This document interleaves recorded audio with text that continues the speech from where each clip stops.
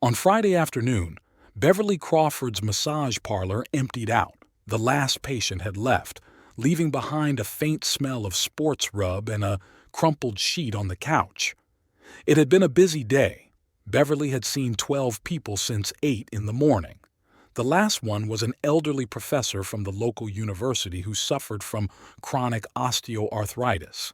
He came every Friday, and in 6 months his back had improved significantly. Beverly loved her job. Each patient was a unique story, requiring a different approach and addressing different problems. Mrs. Diaz, for example, had a bad knee and only responded to gentle massage. Mr. Zhou, an athlete, needed strong techniques. In 5 years of practice, she had learned to sense what each person needed. But still, something was missing. Beverly dreamed of more, of ancient Japanese massage techniques, of the secrets of shiatsu known to the masters in Tokyo. She had been saving up for this trip for 5 years, putting half of her earnings aside, taking on extra patients in the evenings and working on weekends. Terrence sometimes grumbled that she spent too much time at work, but he always supported her dream. Beverly tiredly stretched her fingers and took out her phone. Today she had to make a prepayment for her Japanese language courses. The school had sent the bill a week ago, and the payment deadline was in 2 days. Without knowing the language, there was nothing she could do in Japan. She understood that perfectly well and had been studying with a tutor for 6 months. The balance flashed on the screen, $2,340. Beverly blinked, thinking it was a mistake, and refreshed the page. The same amount. Again. She checked her transaction history. The last movement on the account was 3 days ago, when she bought groceries at the supermarket. Before that, she had paid her utility bills. Where was the $50,000 she had been saving for 5 years in a separate account? The office suddenly became very quiet. She could hear nurses talking in the hallway next door, the air conditioner humming, cars passing by outside the window. Beverly dialed the bank's number with trembling fingers and waited for the operator to answer. The girl on the other end took her through the identification procedure: date of birth, code word, the last 4 transactions on the account. Mrs. Crawford, I see that a transfer of $50,000 was made from your account a week ago. The transaction was made through online banking. But I didn't make any transfers, Beverly tried to say calmly. The transfer was made from your account using your login and password. Would you like me to read you the recipient's details? Beverly wrote down the information: some unknown soul trader. The first thing she did was call the police and report the theft. As she dictated the details, the account number, the date of the transaction, the amount, her mind was racing with thoughts of exchange rates, her booked accommodation in Tokyo, and the teacher who was waiting for her in a month. Then she tried to call Terrence. His phone didn't answer. He had said he was going on a 2-week business trip to Seattle to set up a security system at the branch there. He was probably still on the plane or in a meeting. He had been flying a lot lately. His job required it. They even joked that he would soon fly to Japan for free. She wrote a message. Honey, something terrible has happened. Someone stole all the money from my account. Call me as soon as you can. Beverly mechanically gathered her things in the office. She folded the towels, wiped down the couch, and turned off the air conditioner. 5 years, 60 months of saving and working extra jobs, 240 extra patients, 3,000 hours of massage, all for nothing? On the way home, she considered her options. A loan? Too much money, the bank wouldn't give it to her without collateral. Sell the car? Her old Ford was worth $8,000 at most. Pledge the apartment? Terrence would be against it. They had only recently paid off the mortgage. Her neighbor, Mrs. Appleton, rang the doorbell and asked for some salt. Beverly mechanically fulfilled the request. The elderly lady loved to talk, and now she started telling her about her niece, who also had problems with her bank card. Beverly nodded without listening. Numbers spun around in her head. $50,000, 5 years of work, 2 months until the start of classes. The neighbor finally left. Beverly opened the bank's website. Maybe the account was insured? No, such deposits weren't covered by insurance. She called security. Maybe they could trace where the transfer had come from. A polite male voice promised to look into it and call back. The clock ticked in the bedroom, a gift from Terrence for her last birthday. On the wall hung a painting of Mount Fuji. She had bought it in an antique shop when she first started saving for the trip. In the closet were Japanese textbooks, travel guides, and printouts describing massage techniques. The phone was silent. No answer from Terrence, no call from security. Beverly sank heavily onto the sofa and closed her eyes. What should she do now? 3 days passed. A theft report was filed and the bank's security service began an investigation. Beverly developed a new habit of checking her phone every half hour. Terrence still hadn't been in touch. The police advised her not to worry prematurely. Anything could happen on a business trip, and communication wasn't always reliable. This Tuesday was particularly busy.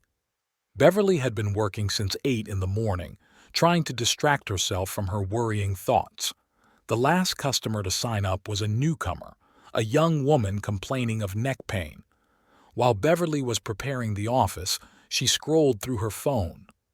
"Oh, look, my florist is posting such beautiful photos from Bali. I'm so jealous. She has a wonderful shop on Oak Street. I always order bouquets from her. She closed for 2 weeks and flew off on vacation." The girl turned the screen to show the photo. Beverly glanced at the picture.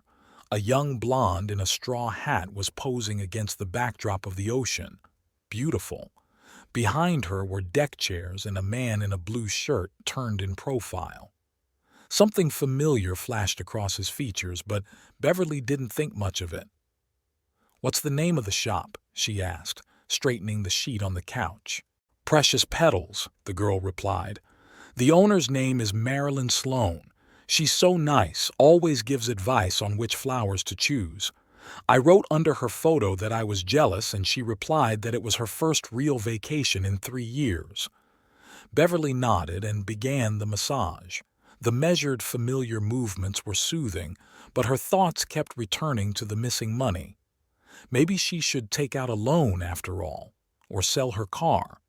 She was just about to trade it in. In the evening, while checking her email, Beverly came across a newsletter from the flower shop. She had once ordered a bouquet for a friend and signed up for updates. "Precious Petals is closed for vacation." She froze. It was the same shop her client had mentioned. Beverly opened Instagram, found the shop's account, and scrolled through the photos from Bali. There it was, the same photo the girl had shown her, the man in the background. She zoomed in on the image. Her heart skipped a beat. The blue shirt. It was exactly the one she had given Terrence for his birthday last year. And the profile, the sharp nose, the distinctive jawline. "No, it can't be," Beverly whispered. She started scrolling further. Another photo, sunset on the beach, silhouettes of 2 people on the sand. Caption, "Best vacation ever." Stop. She went back to the date it was posted, 3 days ago, when Terrence was supposed to be in Seattle. With trembling fingers, Beverly typed Marilyn Sloan's name into the search bar. Several photos from the store, some bouquets, and then a group photo from a charity event 6 months ago. Beverly stared at the faces and froze. Terrence was standing in the corner of the frame. Just one of the guests, nothing special. But why had he never mentioned this event? She opened the website of the airline her husband usually flew with. Flights to Seattle. A few minutes of searching, and there it was. The flight Terrence had mentioned had been canceled 2 weeks ago. All passengers had been notified. She remembered the day he left, how he was in a hurry, how he didn't want her to take him to the airport, saying he had already called a taxi, an unusually large suitcase for a business trip, and that strange absent-mindedness in the last few days before his departure. Terrence's phone was still unavailable. Beverly checked his social media page. The last post was 2 weeks ago, some joke about work. No mention of a business trip. She leaned back in her chair, trying to collect her thoughts. Maybe it was all just a strange coincidence. A similar shirt, a similar profile. Her inbox flashed with a new message. Bank security. Regarding your report of an unauthorized transfer. The transaction was made from a device that is regularly used to access your account. Perhaps you have shared your login details with someone. Beverly closed her eyes. Fragments of thoughts swirled in her head, forming a mosaic she refused to accept. The home computer. Terrence had been sitting at it a lot lately, saying he was working remotely. Beverly looked through the flower shop's Instagram photos again. A coincidence? Paranoia? She had hardly slept in the last few days, constantly running through all the possible scenarios in her head. And now, these photos. She logged into her online bank and opened her detailed account statement.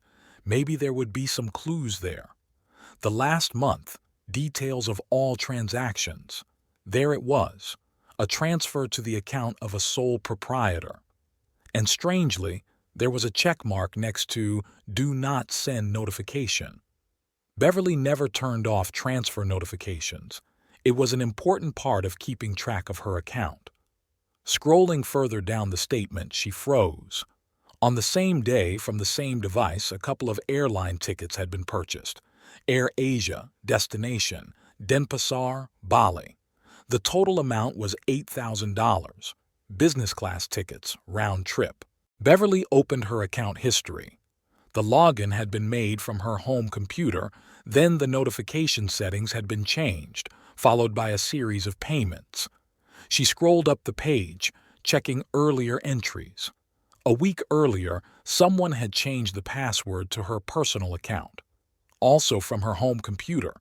She remembered the evening when she was going to pay her utility bills but couldn't log into her account. Terrence had said that the bank was updating its security system and advised her to wait until morning. In the morning, she simply changed her password without even thinking about why the old one didn't work. Beverly turned on the computer and opened her browser history. Hotel searches in Bali, airline tickets, visa information. Terrence hadn't cleared his history. He must have been sure she wouldn't check. Or he was in a hurry. The doorbell rang. Mrs. Appleby was standing on the doorstep with a box of homemade cookies. She had decided to cheer up her neighbor after hearing about the missing money. Beverly invited her in for tea, glad for the distraction from her heavy thoughts. "I was at that new flower shop on Oak Street the other day," her neighbor chattered. "But it was closed for some reason. My granddaughter's wedding is coming up and I wanted to order a bouquet." "At Precious Petals?" Beverly asked automatically. "Yes, that's the one. Have you been there? The owner is such a nice girl, always smiling. I see her around the neighborhood a lot. I think she rents an apartment in that new complex." Beverly slowly stirred the sugar in her cup. The new complex was where Terrence's office was located. She had picked him up there many times after work.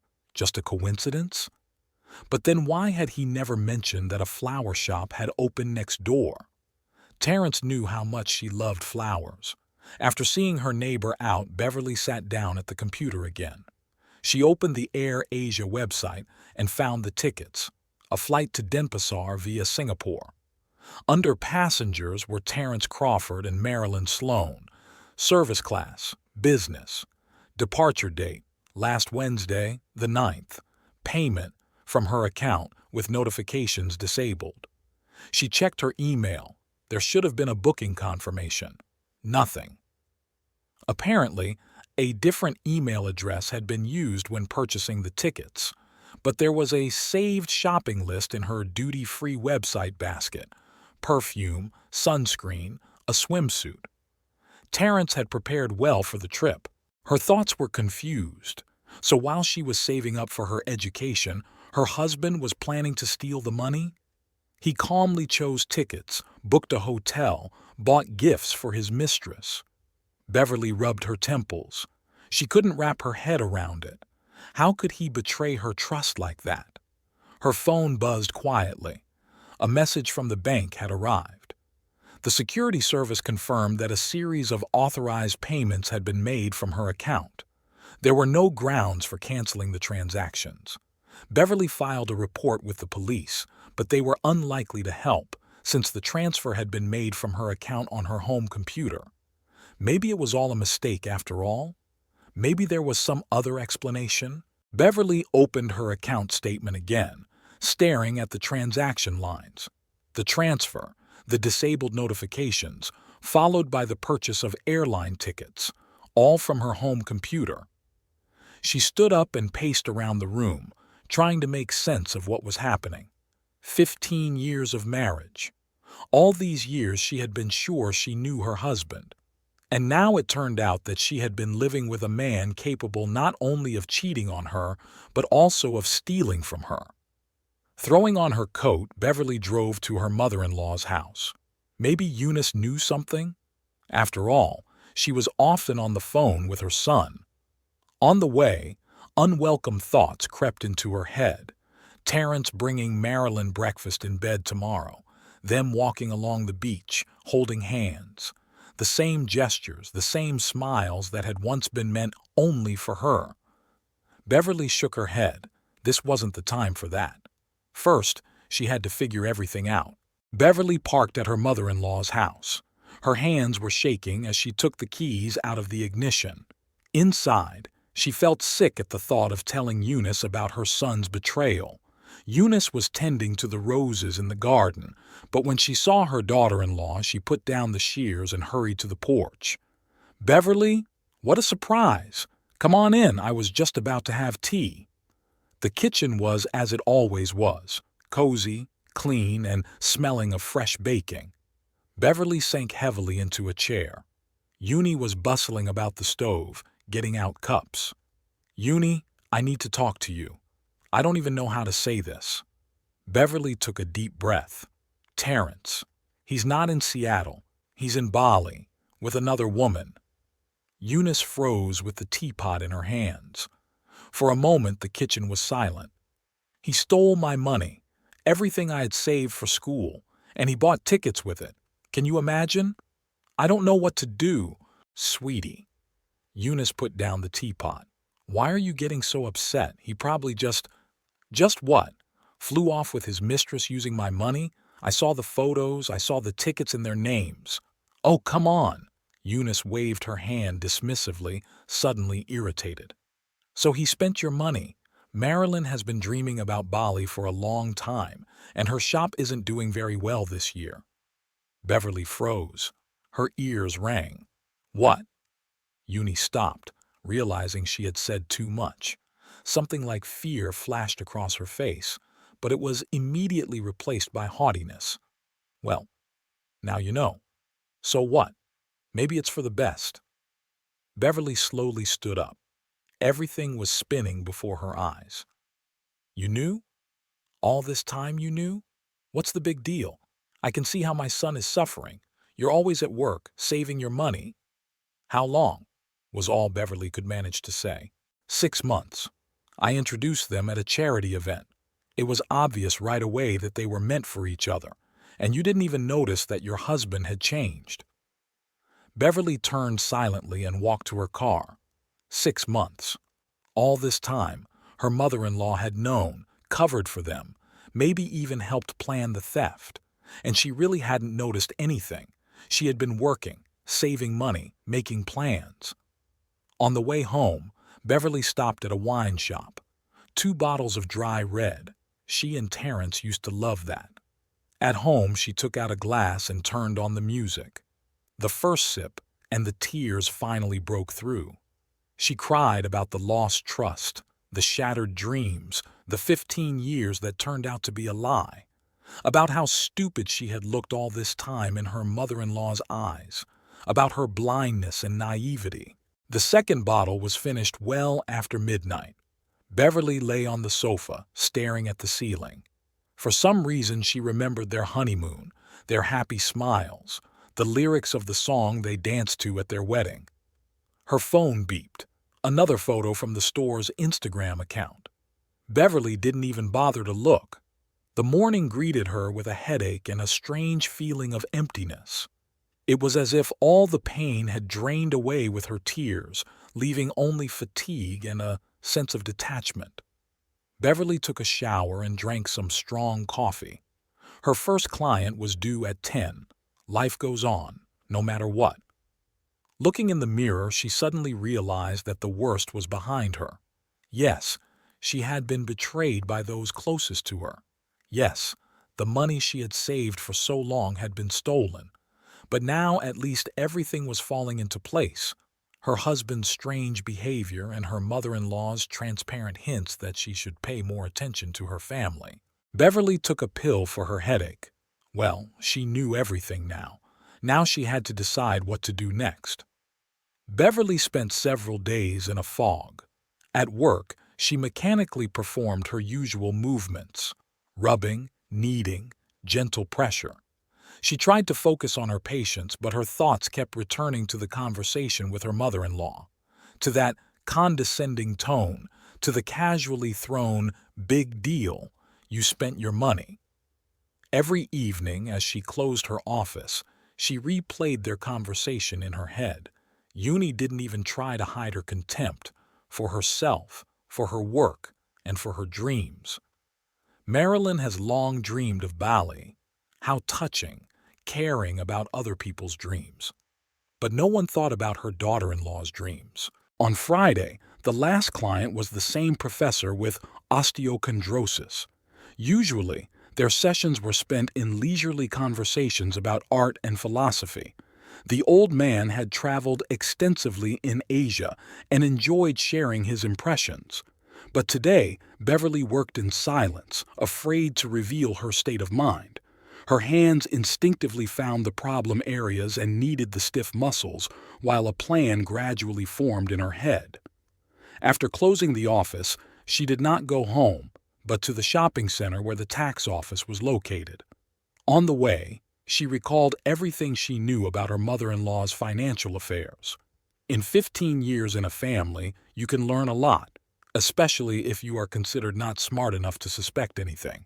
Eunice inherited 3 apartments from her husband, who had worked for a large construction company for many years and managed to buy real estate before the crisis, when prices were low. He died suddenly of a heart attack, leaving his wife a decent inheritance. Terrence was just finishing college at the time and didn't have enough money for tuition, so Eunice started renting out the apartments. At first, everything was official: contracts, taxes, reports. But gradually she realized that it was easier to take cash. Terrence helped her find tenants among his colleagues. Young IT specialists didn't like dealing with paperwork. All they cared about was finding a place close to the office. They paid on time and moved in and out without any questions. Over the years, Beverly heard snippets of phone conversations and random phrases. Yes, yes, cash only. It's more convenient for everyone. No, no, we'll specify the minimum amount in the contract. What taxes? We understand each other. Eunice was never shy about discussing her business in front of her daughter-in-law. She was just a simple masseuse. What did she know about finances? But Beverly listened and remembered. Addresses, amounts, names of tenants. Now this information would come in handy. The tax office was empty. It was the end of the working day and everyone was rushing home. Only a young clerk was bored behind the counter, lazily looking at something on his computer. Beverly took an anonymous application form and sat down at a table in the corner. Her hands trembled slightly as she wrote down the apartment addresses and approximate rent amounts. She added that payment was accepted in cash, that the actual amounts were not specified in the contracts, and that most often there were no contracts at all. The next morning, she received confirmation that her report had been accepted. Beverly tried to live as usual, but found herself constantly checking her email. She understood that the tax office would not be able to inform an anonymous reporter, but she still waited for any news. Wednesday was particularly difficult. She had to replace a sick colleague and see 18 patients instead of the usual 12. By evening, her hands were buzzing and her back was aching. Beverly was just finishing cleaning her office when the phone rang. Her mother-in-law's number appeared on the screen for the first time in all this time. Her finger hovered over the answer button. She remembered Eunice's arrogant face, her dismissive tone, her big deal, "You spent your own money." No, it was too soon. Let her suffer in uncertainty, just as Beverly had suffered all these months, unaware of the deception. The calls continued throughout the evening. Then a message arrived. "Call immediately. It's very important." Beverly deleted it without reading it. The next day, it all happened again. Calls, messages, more calls. And on Friday, she heard some interesting news from one of her patients, a real estate agent. Eunice Crawford was urgently looking for buyers for one of her apartments and was willing to significantly lower the price. So it had begun. The tax office was known for its slowness, but also for its thoroughness.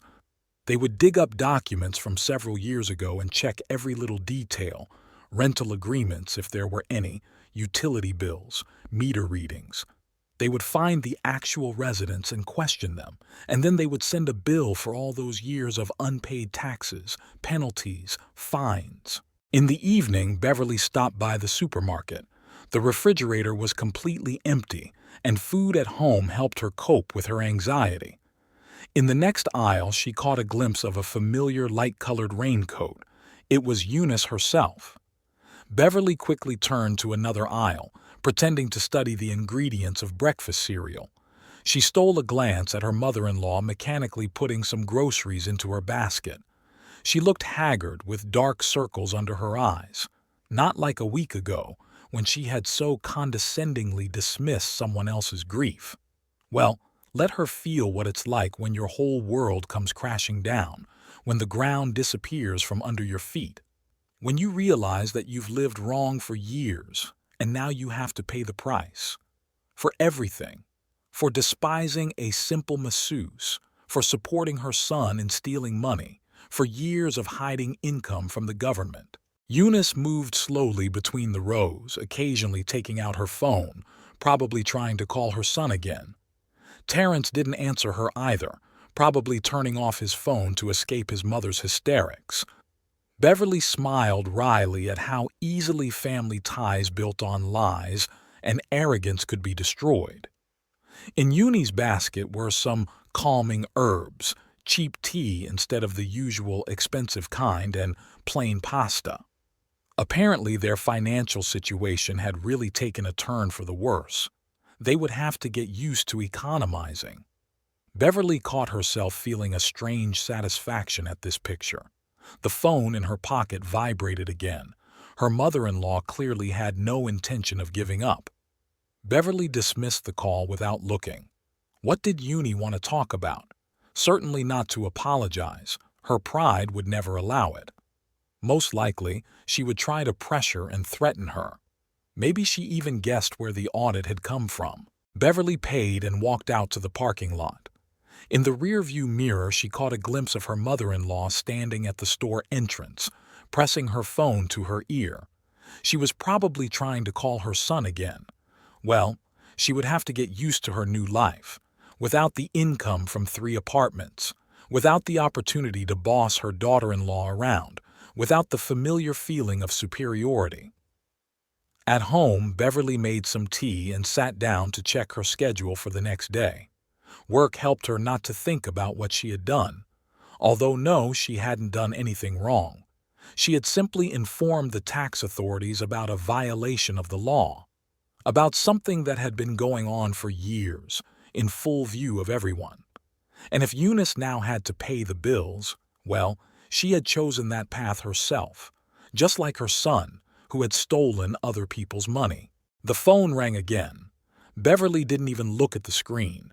She knew whose number was displayed. Let it ring. Let him suffer in uncertainty. Let him feel what it's like when people you trusted destroy your life. Eunice didn't like Monday mornings. That was usually when she sorted through her bills and receipts. But today, something had gone wrong from the very start. First, the tax office called to dryly inform her of an upcoming audit. Then there was a knock at the door, a woman in a strict suit and a young man with a leather briefcase. They politely but insistently presented their documents and asked to see the rental agreements, payment receipts, and tax returns for the last 5 years. Uni's heart sank. Most of her tenants paid in cash, without any paperwork. Some had been living there for 3 years. "Please have a seat. I'll get everything right away." She hurried to her office, frantically trying to figure out what to do.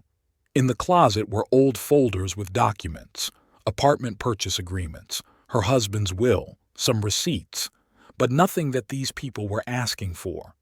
Her hands trembled as she dialed Terrence's number. Only her son could advise her. He always helped with documents. "The subscriber's phone is turned off or out of range." Eunice threw the phone on the table in despair. Of course, he was in Bali, relaxing with his new girlfriend.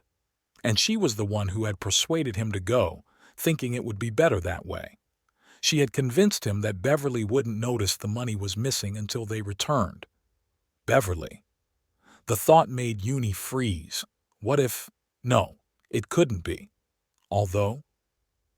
After that conversation, after she had accidentally let slip about Marilyn, there was a delicate knock on the office door. "Mrs. Crawford, did you find the documents?" "Just a minute."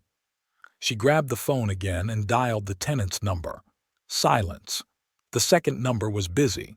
The third went to voicemail. Throwing her jacket over her shoulders, the house had suddenly become cold. Eunice returned to the living room. The inspectors were writing something in their notebooks. "You see, I don't quite understand what documents you need. The apartments are empty. We have information that all 3 apartments have been rented for several years." The female inspector looked up from her papers. "Moreover, we have statements from the tenants. They confirmed the fact of the lease and the amount of the payments." Uni sank into a chair. So they had already been questioned. When did they have time? And why didn't anyone warn her? "I can explain." "Of course," the inspector nodded. "You can provide an explanation in writing. In the meantime, we will draw up a report on the violations we have identified. The preliminary amount of unpaid taxes is..." Uni barely listened to the numbers.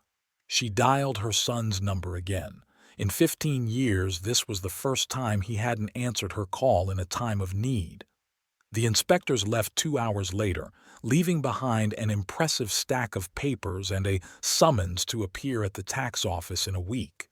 Uni mechanically made tea, trying to collect her thoughts. She needed to find buyers for the apartments urgently. She knew that without selling the property, she would not be able to pay the state. The phone was silent. Her son was still unavailable. If only she hadn't insisted on that trip, if only she hadn't supported his decision to take Beverly's money, he would be here now, helping her deal with this inspection. By evening, she couldn't take it anymore and sent Beverly a message. "Call me immediately. It's very important." There was no reply. Beverly was sitting at the police station waiting for her turn. She had put off this moment for a long time, but after talking to her lawyer, everything fell into place. Without an official report of theft, no one would be able to hold Terrence accountable. Next to her, a young woman was filing a report about a missing bicycle, and an elderly man was arguing with the officer on duty about noisy neighbors. Beverly took out her phone and scrolled through the saved screenshots again, the bank statement, the authorization history, the photos from Bali, all the evidence proving that her husband had stolen her money. "Mrs. Crawford," the police officer called, "come with me." The small office smelled of coffee and paper. Detective Ramirez, a tired older man, listened attentively to her story. "So you're saying that your husband stole money from your personal account?" "Yes, $50,000. I have all the proof, bank statements, information about the purchase of airline tickets. He used my passwords to log into my online banking. And you want to file a theft report? Yes. Beverly straightened her shoulders. I understand that he's my husband, but that was my personal savings, which I had been saving for 5 years. He had no right to take it. The detective opened a folder and took out a form. Beverly methodically stated the facts, the date of the theft, the amount, the circumstances. She told him how she discovered the theft and how she found out the details of the transfer at the bank. Here are the printouts from my personal account. You can see that the money was transferred to the account of Marilyn Sloan, a sole proprietor. On the same day, 2 airline tickets to Bali were purchased from my account in the names of Terrence Crawford and Marilyn Sloan. The system was accessed from our home computer. Ramirez looked through the documents and made some notes in his notebook. Do you live with your husband? Not now. He's supposedly on a business trip in Seattle, but he's actually in Bali with this woman, using my money. Why did you decide to file a report now? Beverly paused. I consulted with a lawyer. He said that without an official report of theft, I wouldn't be able to get the money back through the courts. Even if it's my husband, he had no right to dispose of my personal funds without my consent. The detective nodded and handed her the completed form. Check that everything is correct. Sign here and here that you have been warned about the consequences of making a false report. Beverly read each line carefully. She signed it. She took out a flash drive. Here are electronic copies of all the documents, screenshots, photos, and a printout of the calls. You can see he hasn't answered my calls since the day he left. Okay, we'll start checking. You'll probably be called in to testify. If you have any new information, let us know right away. Leaving the station, Beverly stood by her car for a few minutes, breathing deeply. The first step had been taken. Now the wheels would start turning. The police, the investigation, the court. She didn't want this, but she had no choice. Let Terrence explain to the law why he thought he could steal other people's money with impunity, even if that money belonged to his wife. Terrence showed up late Thursday evening, 10 days earlier than his planned return from a business trip. Beverly heard him fiddling with the keys at the front door and continued reading her book on the couch. A suitcase slammed loudly against the threshold. Are you awake? Terrence froze in the doorway of the living room, tanned, wearing a summer shirt, clearly not from rainy Seattle. As you can see, Beverly turned the page without looking up. The business trip ended early. Really? She finally looked at her husband. He was nervously fiddling with his bag strap, avoiding her gaze. Mom needs help. Some kind of problem with the tax office. Beverly nodded silently. Terrence shifted his feet, clearly not knowing what to say next. Are you hungry? I could order something. Thanks, I already had dinner. He stood there for a moment, then went into the bedroom to unpack or just get out of sight. Beverly heard him call his mother and discuss something heatedly in a low voice. I wonder if Eunice told her son that his sister-in-law knew about their little conspiracy. In the morning, they bumped into each other in the kitchen. Terrence looked rumpled, as if he hadn't slept well. Listen, about the business trip. Don't bother, Beverly interrupted, stirring her coffee. I saw the photos from Bali, and I saw your and Marilyn's tickets too. Terrence turned pale. I can explain later, she said, picking up her cup. I have to get to work. I have a lot of clients today. The day passed in a blur. Beverly worked on autopilot, trying not to think about what awaited her at home. In the evening, Terrence tried to strike up a conversation again, but she shook her head. Not tonight. I have a headache. This went on for several days. Terrence rushed between home and his mother's house, trying to help her sort out her paperwork. Beverly went about her business as if nothing had happened. She only moved from the bedroom to the guest room, citing insomnia. On Sunday, Eunice called, for the first time in all that time. You need to talk to him. her mother-in-law said irritably. He's not himself. Really? Beverly poured herself some tea. Was he not himself when you were planning to steal my money? There was a heavy silence on the other end of the line. So he told you? No, Uni. You let it slip, remember? Now, excuse me, I have things to do. Terrence was sleeping on the sofa in the study, although Beverly hadn't asked him to move out of the bedroom. He looked haggard and was on the phone a lot, presumably with his mother or lawyers. A couple of times Beverly noticed Marilyn's number on the list of missed calls, but Terrence didn't call back. This strange pause couldn't last forever. But for now, Beverly felt a strange satisfaction at how her husband and mother-in-law were tormented by uncertainty, not knowing what she knew and what she was going to do. Let them stew in their own juices for a while. On Saturday morning, Eunice appeared at the doorstep. No ring, no warning. Beverly was just getting ready for work. She had only one patient scheduled after lunch. We need to talk, her mother-in-law said decisively as she walked into the house. Beverly silently turned on the voice recorder on her phone and put it in her robe pocket, just in case. What is it, Eunice? Stop it. All your tricks with the tax office, your demonstrative coldness toward Terrence. I'm sorry, I don't understand what you're talking about. Don't pretend. Eunice began to get worked up. You think I didn't guess who wrote the letter? You deliberately decided to take revenge on me and my son. Revenge for what? Beverly calmly poured herself some coffee. Would you like some? Are you mocking me? Eunice's eyes flashed with anger. Yes, Terrence and I helped Marilyn spend your money.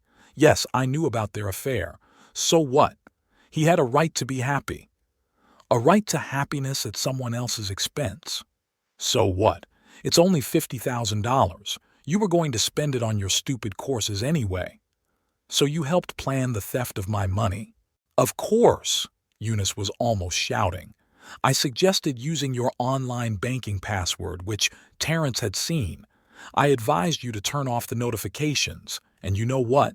I'm glad it turned out this way. You don't deserve my son or that money. Beverly took a sip of coffee. Anything else? Yes, I helped them buy the tickets. I found the flight via Singapore. I thought of everything. The business trip, turning off the phone. You wouldn't have noticed anything if it weren't for those stupid photos. Terrence appeared in the doorway, just back from his run. Mom, what's going on? Nothing much, Beverly said, taking out her phone. Your mother was just telling me how the two of you planned to steal my money. Terrence turned pale. Eunice stopped mid-sentence, only now noticing the phone in her daughter-in-law's hand. You were recording? Of course. Why do you think I asked about planning the theft? I needed your confession. You wouldn't dare. Why not? I've already written a statement to the police, and now I have direct evidence that the theft was planned in advance, and you, Eunice, just admitted to being an accomplice. Her mother-in-law collapsed into a chair. Terrence, do something. But he just stared silently at the floor. He understood everything. Beverly had outplayed them. She had forced Eunice herself to admit what they had both tried so hard to hide. Now excuse me, I have to get to work, Beverly said, picking up her bag. Will you close the door when you leave? All weekend, Beverly's phone rang off the hook with calls from her mother-in-law. On Monday, she deleted all the messages without reading them. Terrence spent the night at home but hardly showed his face. He mostly sat in his study, calculating something and talking to the bank. Terrence slumped into a chair, staring at his hands. His knuckles were white from clenching the glass of water so tightly. Listen, I understand. I'm to blame. It was despicable, both the theft and the deception of Marilyn. I got confused. But don't 15 years of marriage mean anything? They do. Beverly calmly opened the folder and took out several sheets of paper. That's why I'm giving you a choice. Here's a recording of your conversation with your mother. Here she describes in detail how you planned the theft. And here's a copy of my statement to the police. Terrence turned pale as he looked at the papers. His fingers trembled slightly. "What do you want?" "Give me back the money, all 50,000. You have a month." "A month?" He raised his head sharply, something like panic flashing in his eyes. "But that's impossible. We spent almost everything in Bali." Beverly neatly folded the papers back into the folder. Outside the window, the sign of a neighboring store flashed, momentarily bathing the kitchen in neon pink. "Sell the car. Take out a loan. Ask your mother. She wanted to help you so much. I don't know how, but get it back. Otherwise, this record will end up with the investigator." "What if I pay the money back?" "Then I'll withdraw the complaint, and we'll divorce quietly, without any fuss." Terrence slumped in his chair. In the dim light of the kitchen lamp, the gray hair at his temples stood out clearly. When had he gone gray? Beverly saw the muscles in his jaw twitch. He always reacted like that when he was in a hopeless situation. "Fine, I'll find the money." "Excellent," she said, handing him another sheet of paper. "This is a receipt acknowledging that you admit to the theft and agree to return the entire amount, just in case you decide to disappear." "You don't trust me?" His voice sounded bitter. "Have you given me any reason to?" He silently took the pen. In the ensuing silence, the scratching of the pen on the paper could be heard. Beverly took the signed receipt and put it in a folder. "So, it's a divorce?" She looked at the man she had once loved, who, not long ago, had been the closest person in the world to her. Now he seemed like a complete stranger. "Did you think I was going to live with a man who stole from me, who planned it with his mother, who lied to my face for months?" I was really confused. Terrence ran his hand over his face. "Marilyn, she's so young, so bright. And then my mom started saying that you didn't appreciate me, that you were just saving money." "Enough!" Beverly slammed her laptop shut. "I don't care about your reasons. Just give me my money back." He slowly stood up. In the lamplight, his figure cast a long shadow on the kitchen floor. "Can I stay in the study for now? Until I find an apartment?" "You can, but only until you give me the money. Then pack your things and leave." He nodded and left. Beverly heard him stumble in the dark hallway, the light switch in the study click. She looked at the calendar. 30 days. I wonder if he'll manage, although that's not her problem anymore. Terrence chose this path himself. Let him deal with the consequences. After all, she gave him a chance to avoid prison, and that's more than enough for a man who not only betrayed her but also stole from her. Terrence had been sitting in the cafe across from Precious Petals for 2 hours. Marilyn had finally agreed to meet him, but she was late. He absent-mindedly stirred his cold coffee, staring at the bright sign across the street. Fragments of memory swirled in his head. How he had come here for the first time, supposedly to buy a bouquet for a client. How they had struck up a conversation. How he had returned again and again. The bell rang and she entered the cafe, flushed from work, a strand of hair escaping from her ponytail. She smelled of lilies and autumn leaves. She kissed him on the cheek as usual and sat down opposite him. There was a trace of pollen on her cheekbone. Terrence could hardly resist wiping it away. "What's the rush? I only have half an hour, then I have a meeting with a supplier." Terrence sighed deeply and squeezed the cup of cold coffee between his fingers. "I need money. 50,000.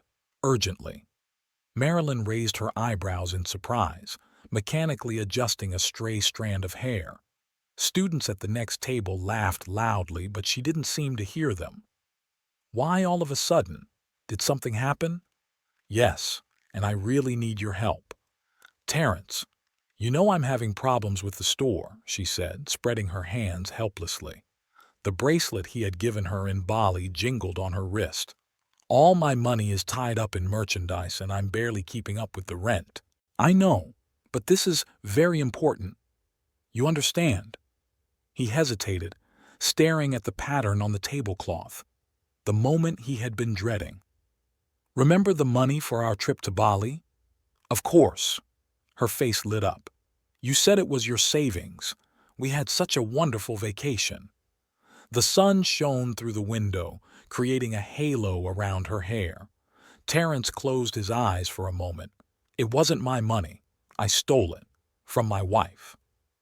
Silence. Only the coffee machines hummed and the spoons clinked. Marilyn froze with her mouth half open, as if she had forgotten how to breathe. "From whom?" "From my wife, Beverly. We've been married for 15 years. The color slowly drained from Marilyn's cheeks. The sun's glints, which a minute ago had been playing in her hair, suddenly seemed mockingly bright. She mechanically fiddled with her bracelet, a gift bought with money stolen from another woman's husband. "You're married? You've been married all this time?" A water truck drove by outside, spraying the window with a fan of spray. Rainbow streaks spread across the glass. "Yes. I didn't want to tell you." "And the money? You stole money from your wife to go to Bali with me?" Her fingers tightened around the bracelet so tightly that her knuckles turned white.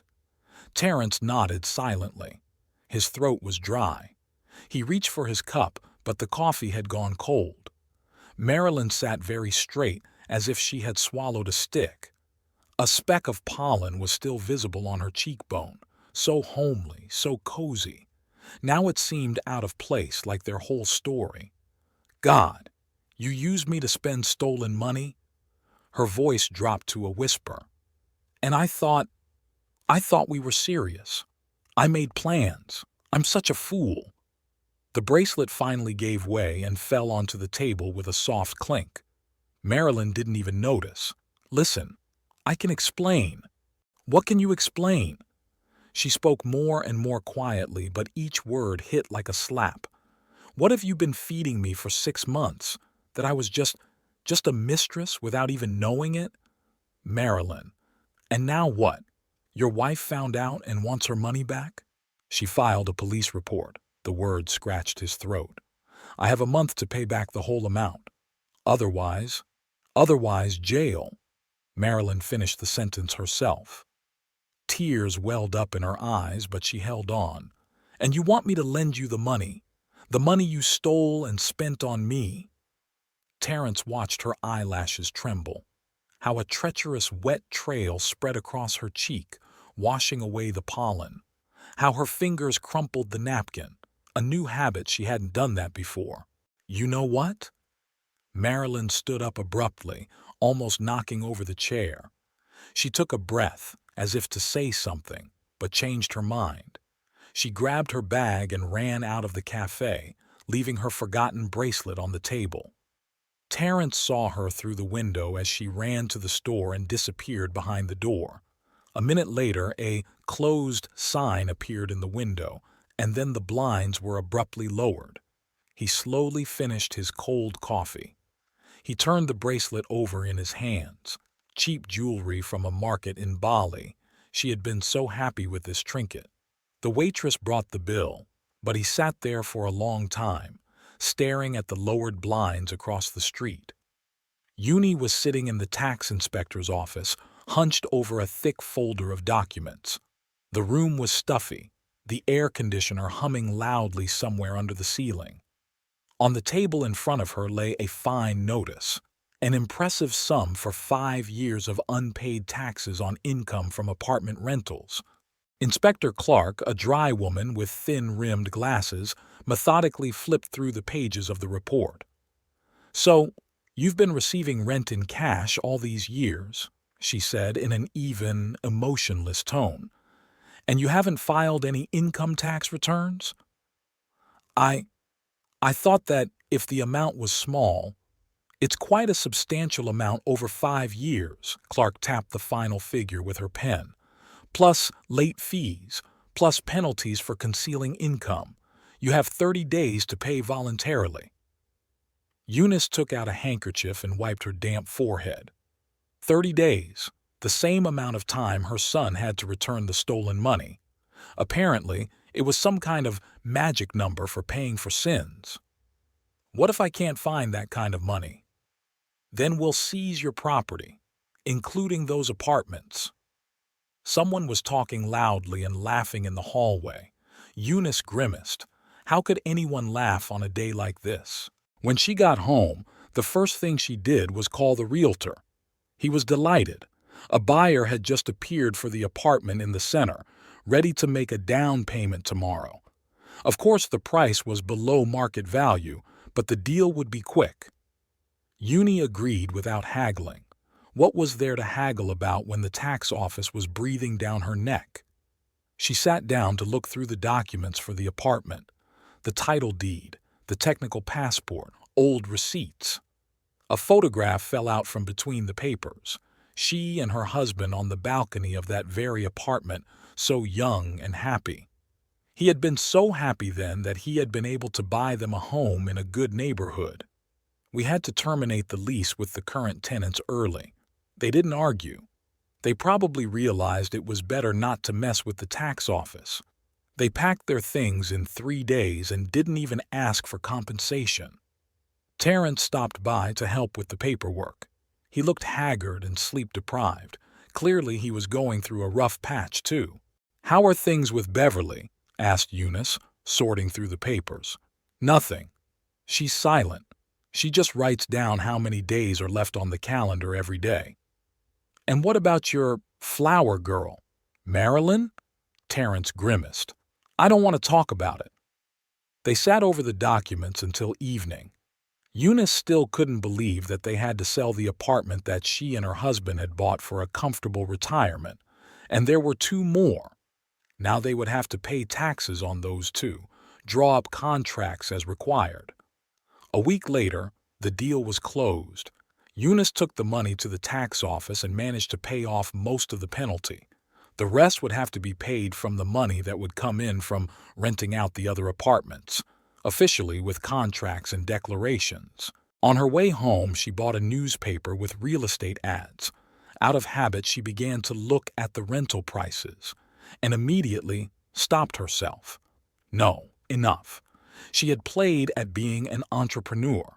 Now she would do everything by the book, no matter how much she wanted to cut corners. In the evening, Terrence called and said he had found a buyer for his car. Maybe he would be able to pay off his debt on time, although it was unlikely to change anything. Judging by the way Beverly was behaving, there was no hope of forgiveness. Eunice went to the window. Of her 3 apartments, 2 remained. Well, it could have been worse.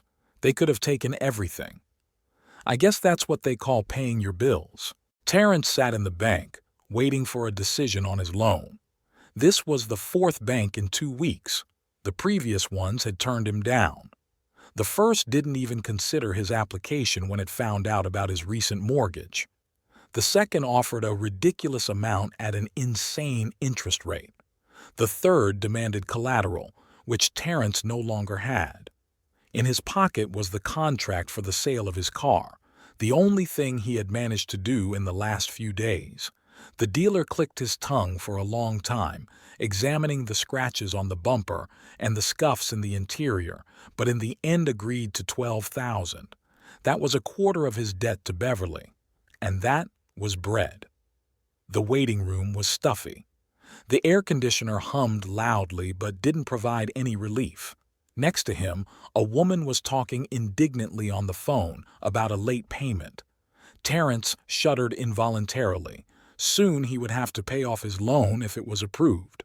The girl behind the counter, very young, probably just out of college, was typing intently, occasionally glancing at the screen.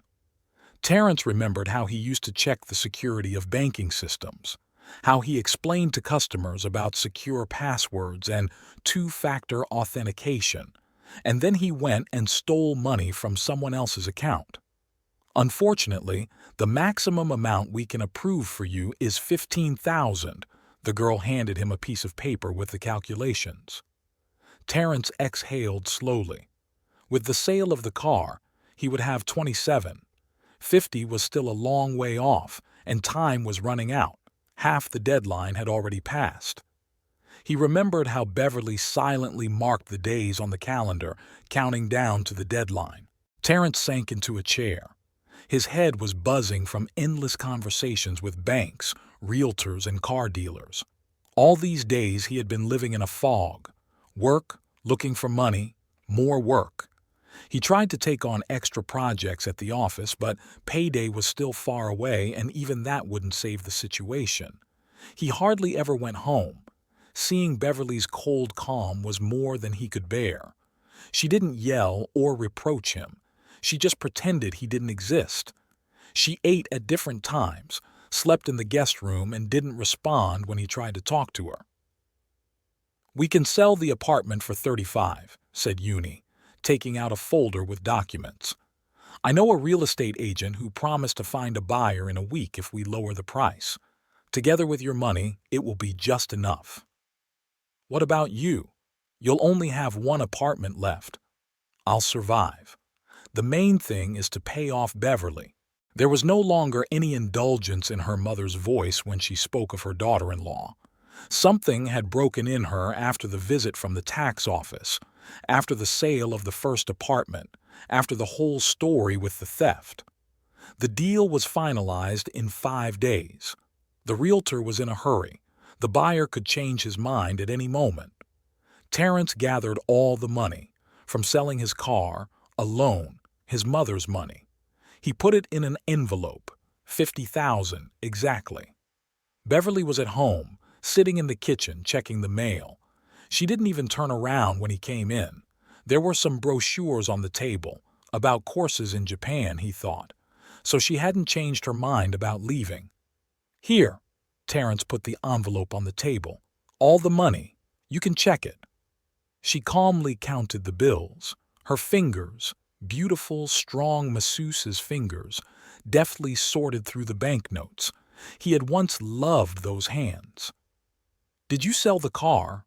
"And took out a loan, and my mother sold another apartment," he paused, "so I wouldn't go to prison." "So she only has one left?" "Yes, and the house she lives in." Beverly nodded, putting the money away. "You can pack your things. Leave the keys on the table." Terrence went up to his study. There weren't many things, a few suits, some underwear, a laptop. He decided to leave his ties. There was nowhere to wear them anyway. He could have left the suits too, but he would have to wear them to work. Every penny counted now. His shaving kit and his favorite cologne, a gift from Beverly last Christmas, were left in the bathroom. He mechanically ran his finger over the bottle and immediately pulled his hand away. No, enough sentimentality. He had lost all of this himself, with his own hands, his own lies, his own greed. The taxi was waiting at the door. The driver helped him load his belongings. 2 suitcases and a bag with his laptop. That was all he had left. Terrence took one last look around the apartment and put the keys on the table in the hallway. Somewhere deep inside the house, a door slammed. Beverly had locked herself in the bedroom, not wanting to see him. Well, it was better this way. He didn't know how to say goodbye anyway. And what could he say? "I'm sorry I stole your money. I'm sorry I ruined our marriage. I'm sorry I made my mother sell the apartments." Words wouldn't change anything now. The taxi started moving. In the rearview mirror, the familiar entrance, the balcony of their apartment, and the lilac bush under the window slowly faded away. 15 years of his life were behind him. Ahead of him lay a room in his mother's house, paying off his loan and searching for a new place to live. And an endless feeling of guilt, for himself, for his mother, for everything they had done. Beverly stood by the window in the airport waiting room, watching the planes take off. The gray sky was covered with fog, which delayed her flight to Tokyo by an hour. She slowly sipped green tea from a paper cup, feeling an unfamiliar excitement growing inside her. 2 months in Japan. The dream she had been working toward for so long. She had bought the tickets as soon as she received the money from Terrence, afraid she would change her mind, procrastinate, find some reason to stay. The divorce papers were all ready with her lawyer, and she planned to sell her apartment when she returned. There were too many memories. It was too hard to wake up in a bedroom where she had recently slept with a man who had turned out to be a stranger.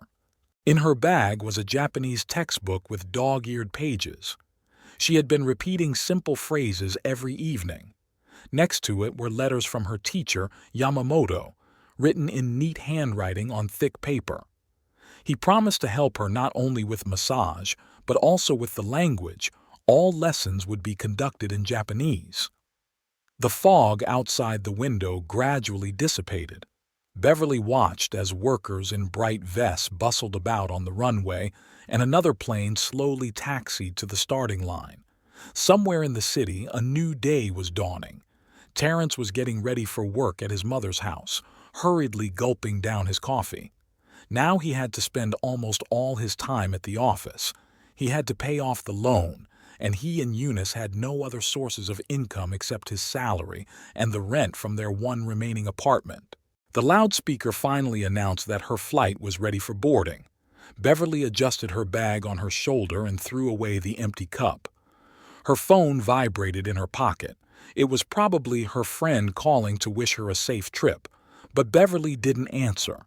All the goodbyes had already been said, all bridges burned. The apartment was waiting for buyers, and the divorce papers were with the lawyer. The plane rose into the gray sky, broke through the fog, and emerged into dazzling blue. Beverly leaned back in her seat and took out her textbook. 11 hours to Tokyo, just enough time to review the hieroglyphs. After all, she wasn't just flying to learn massage. She was flying toward a new life.